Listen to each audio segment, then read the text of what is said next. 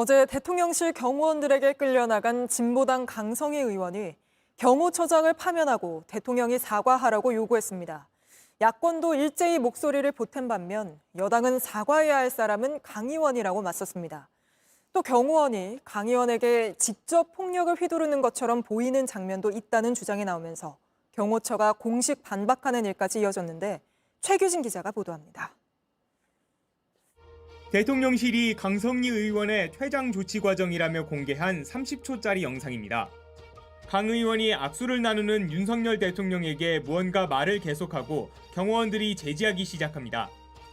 이어 멀어지는 윤 대통령을 향해 손을 확성기 모양으로 만들자 경호원들이 입을 막고 팔다리를 붙들고 끌어냅니다.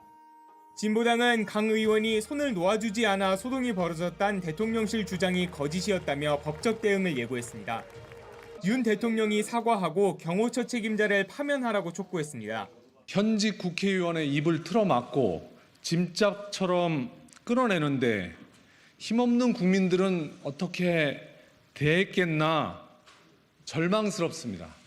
민주당도 대통령실이 거짓 해명을 했다며 경호처 책임자가 국회 운영위원회에 나와 설명을 해야 한다고 했습니다.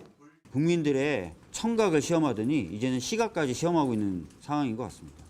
거짓된 해명보다는 국회 운영위원회에 출석을 해서 소상하게 당시 상황에 대해서 설명하고 사과할 것은 사과하는 것이.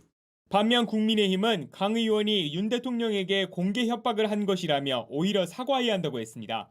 기본적으로는 경호의 프로토콜에 따른 것이다라고 알고 있어요. 그리고 강성희 의원님께서는 그 전에도 국회나 이런 데서 좀 무리한 행동을 여러 번 하셨던 것으로 알고 있습니다.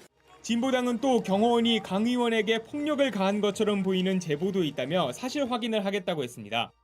대통령 경호처는 누구든 물리적으로 때리거나 한 적이 없다면서 강 의원을 떨어뜨리는 과정에서 근무자들에게 지시한 것이라고 했습니다. JTBC 최규진입니다.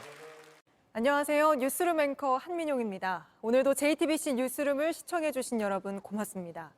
오늘 저녁에도 뉴스의 현장에서 찾아뵙겠습니다.